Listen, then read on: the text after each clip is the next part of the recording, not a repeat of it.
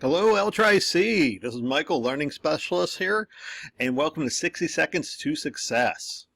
Today, we're going to be talking about flashcards, and I'm going to argue with you why you should create your own.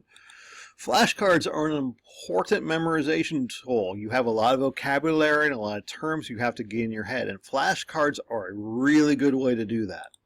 Right? Now, the creation of flashcards is just as important, if not more important, than studying them. Study after study after study has shown that the physical act of making flashcards will help you learn the material.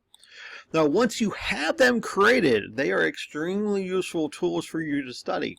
You can use them to study well, but you can also use them to review well.